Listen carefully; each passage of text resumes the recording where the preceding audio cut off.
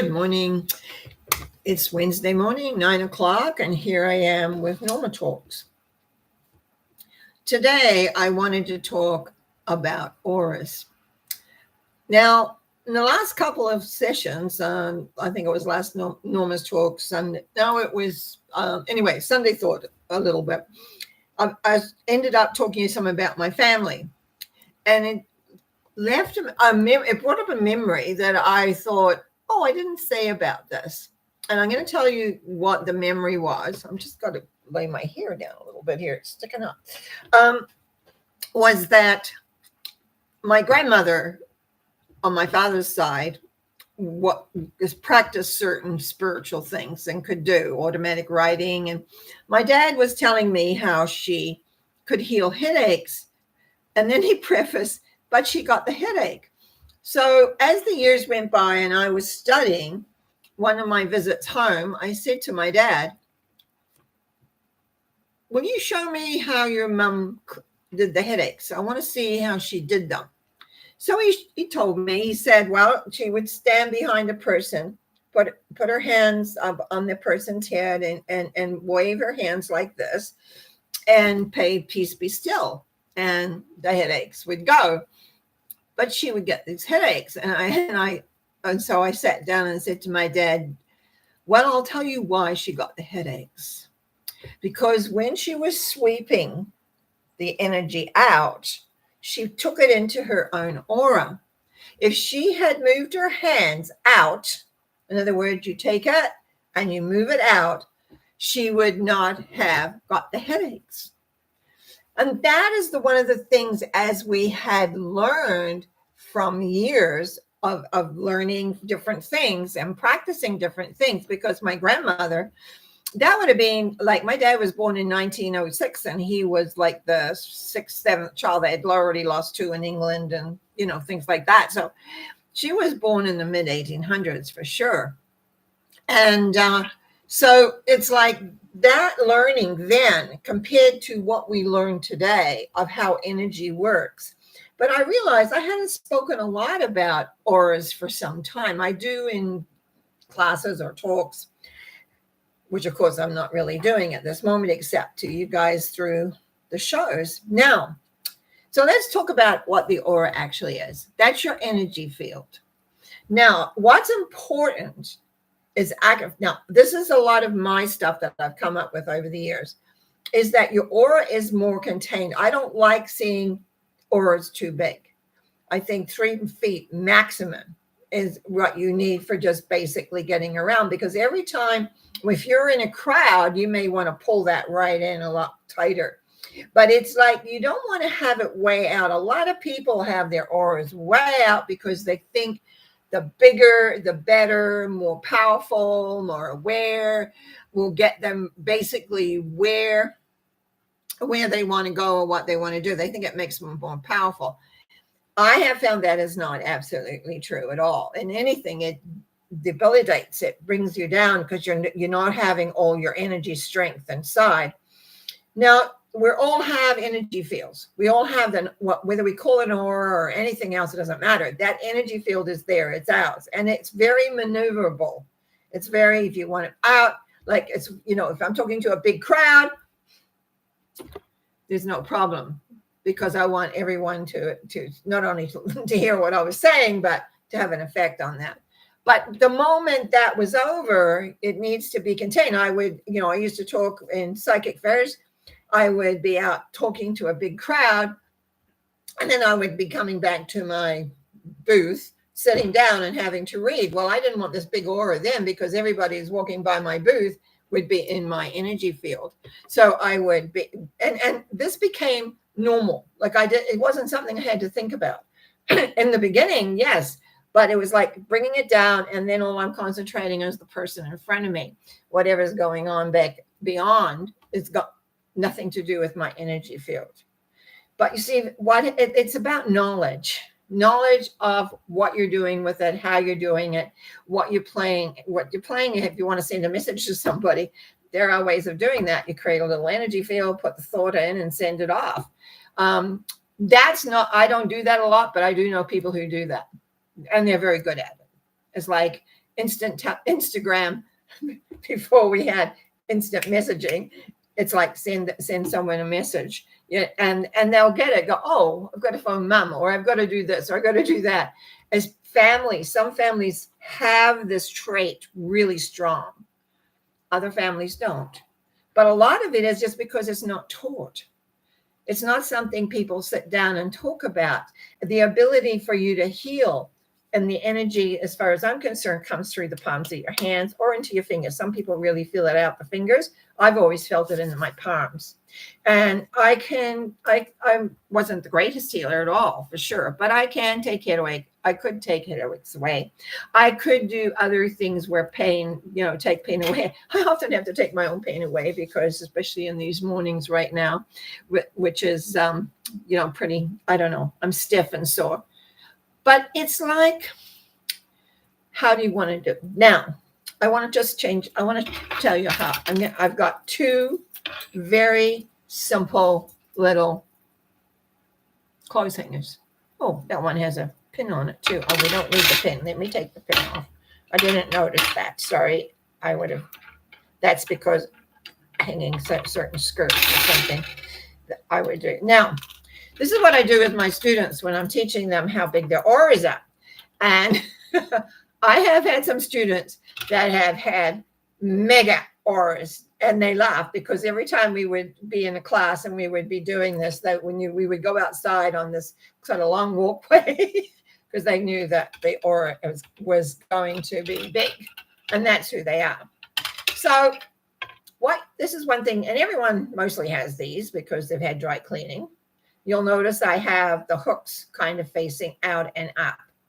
So if you have a person, so we used to do this as like a party tricks in a way. Have a person, if you have a hallway, it works really well. You have a person facing the door at the end of the hall, or even and looking at a door. Like, you don't want them looking at you. You want looking away, so they've got your back to you. Then the person who has two of these, not held too tightly, like they can swing, but they're not swinging. So you just hold them lightly, and you take slow steps towards the person. And when you, believe me, this works. When you come to their energy field, I'm just going to make this happen. These two things will come together. So when a person turns around and sees, they can see how much their aura actually extends. Naturally, we don't, like, we haven't pushed them out or anything. We're just being ourselves. Another way you can do that sometimes, if you know how to use a pendulum, you can take the pendulum and walk towards them. And when you hit and you kind of give the instructions, when you hit the aura, it will move around or swing back and forth or do whatever. So there are ways in which you can find, but I find this is the best because it's so obvious. You cannot deny that these have closed, and you can, and then you change places. Might have several people, and then they go. But the key is to walk quietly, because we have very sharp ears, and if you have an idea, they're getting close. Some people, they don't. It's like they don't have it. Almost, you can be right at their back before, if anything doesn't happen, and sometimes that's because they've pulled them right in. And they do not want you to know or to be aware of where they are. So how else can auras work? We use it a lot too when we want to kind of quote. I don't talk a lot about protectional stuff at all, but sometimes we want to make sure that we're strong. If we're going somewhere where we're not too sure of where we're going or what's happening, what we want to do is reinforce that energy field, that aura. So we're going to make them really strong. We're perhaps going to bring them into our, 18 inches even, and make it very strong so that we feel taken care of, safe, if you want to use that word. And so that's really, really important.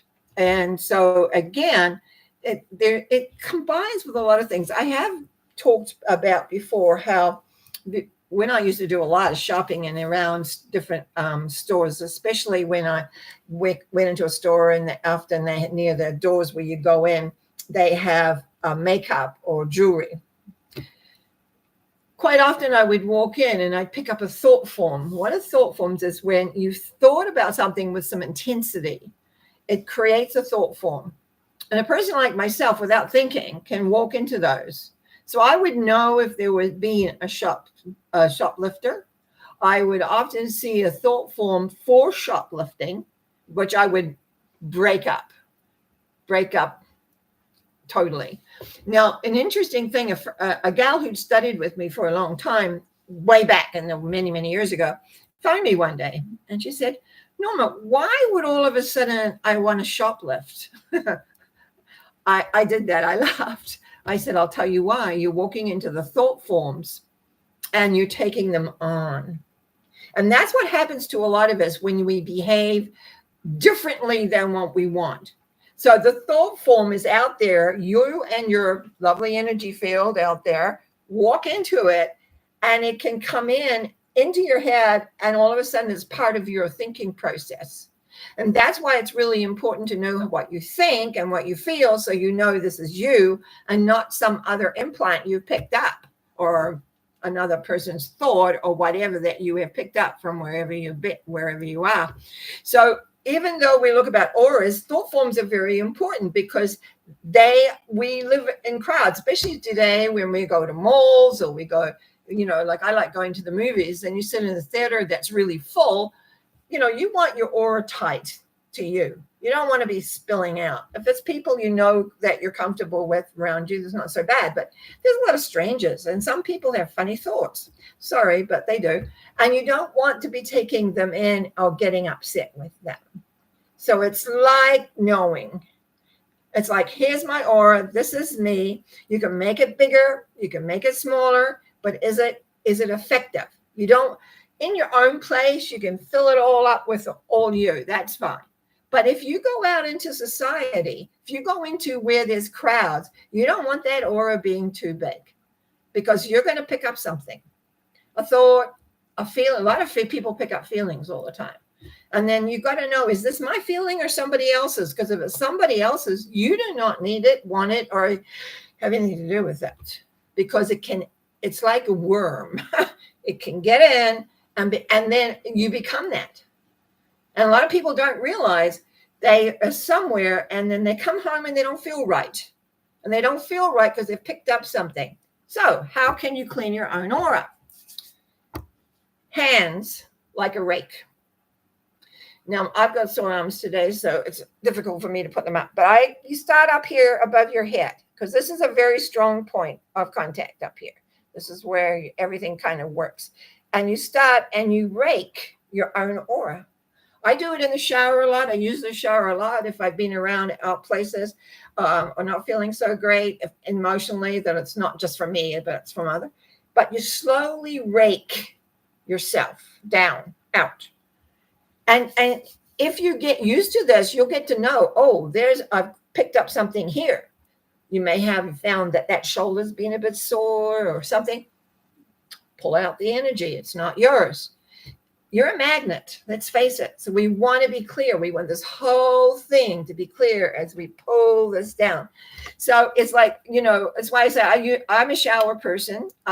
So the shower works really great because you've got water moving down and you can just make sure you're all clean and everything else. And the funny thing is, sometimes like everybody else, I don't do that. I forget, and all of a sudden, I got to do a cleansing here. Get your energy clear, make it. I always like mine fairly close to me these days, because you're out and about and different things. And it's like you feel yourself become more of who you are. So that's a really, really important element to make sure. Let me see. Is there something? I feel like there's something else I wanted to talk about. That thought forms. Thought forms are really important, and they do have a lot to do with auras, because remember, you're also putting out thought forms. And when you have put thought forms out with energy or concentration, other people can pick those up too. You don't want them doing that. But it's your choice. But party games, yes, it's interesting. But we've come a long way in understanding how these things work and how we can have them work effectively for us. My students who have had large, big auras tend to have had larger bodies, mostly, not always, but mostly. And they know what they need to do. They know how to work with it, and they know that it's really important. And the key is to watch your feeling levels. How are you feeling? So that you can stay within you. Because, and I'm just going to broaden this a little bit, eventually our lives come to an end of who we are. So that soul that we talk about, the soul of you, the soul that's traversed many different planets and lives and everything, leaves the physicality. But the energy that's what the soul has, the energy. And you want to make sure that you're clear on who you are. And that's why we talk about personal growth. That's why we talk about understanding where your aura is. And yes, we use it sometimes as a fun thing. But the reality is that it puts you in command of your life. And being in command of your life is so much more important than a frivolous game, really. But it's awareness of what you think, awareness of what you feel. A lot of the things I talk about all the time. But it's like knowing where that aura of yours is. Do you have command of it? Do you have it around 18 inches? Or do you have it 3 feet? Do you have it 6 feet? Sometimes people just close their eyes and stretch out. How far does this reach? Some people have it 20 feet. I wouldn't suggest that at all. If you can keep it around 18 inches, maximum 3 feet, you're going to find your life a lot easier for sure. And I truly hope that that's true. Now, just a minute. We just have a couple of comments that have come in this morning. Lisa Marie, bless your heart. She says, good morning. And I say good morning back. She says, how can we protect ourselves from inadvertently taking on other people's energies along the way? I often feel other people's energies or emotions after contact. A lot of that is, first of all, having it close. Now, you can bubble yourself, like encase yourself, and a lot of people use white light or whatever light you want. It's like putting yourself in saran wrap. But I prefer having an awareness when there's a shift. If it's not yours, knowing how to release it and let it go. I've been really big on energy releasing. It was one of the first things I really learned that I have applied a lot in my life to my clients, to my students. It's the first thing, learning how to isolate somebody else's energy, whether it's a feeling or a thought, and knowing how to release it. If you want, I have a, what would you call it? I can send you how to do that. You can just have to let me know that you want one and give me your email address, and I'll be gladly to send you one. It used to cost money. Now I just send them out. So it's like that really makes a difference. You've got to be aware, personally aware. Is this mine? I used to say, is this mine? No. Okay. Energy release it. Or if it's a thought, you can freeze the thought, evaporate it, and replace it with what you want to replace it with. Energy needs to always be there. So you just can't let it go and have nothing to replace it. You've got to have like loving light, or you've got to have a color, or you've got to have another thought. You've got to have another feeling to replace it. Because if not, your body just will replace it what it already knows. A body's pretty brilliant, but you've got to train it. It's, you wouldn't have a dog. I'm thinking of a dog in particular. You wouldn't have a dog that's not trained. You need to have a dog that's trained. And so this is very something that's important, is that you train you. Is this mine? If it's not mine, bye-bye. Because we're humans. We pick up things from other people. We're emotional beings. And we got to make sure it's ours. And it's how we want to feel, not because somebody else around you was very, very upset and you took it on. And you don't know why. Not really the worst way to go. I just wanted to say, Lisa Marie says, this makes so much sense, thought forms. Yeah, thought forms are very real. Yeah, once you become aware of thought forms, your whole world changes. And then she says, you would love and appreciate that. Then email me, message me, phone me, because I need your email address for sure. Even if I have it somewhere else, I only work in the moment a lot these days. Anyway, that's my talk. And thank you, Lisa Marie, for putting some comments in there, because I'm sure people have those questions. And that's why we like this is why I do them this way now, so that you can put comments in. I can answer them before we close up. And so this is Wednesday, so I will be back on Sunday for a Sunday thought. And I will have a whole different topic. Don't know what yet, but it'll come up. It'll be there. So wish you well. Have a good day. And I hope the weather's better wherever you are than it is looking very gray out there. Wish you well. Blessings. Bye now.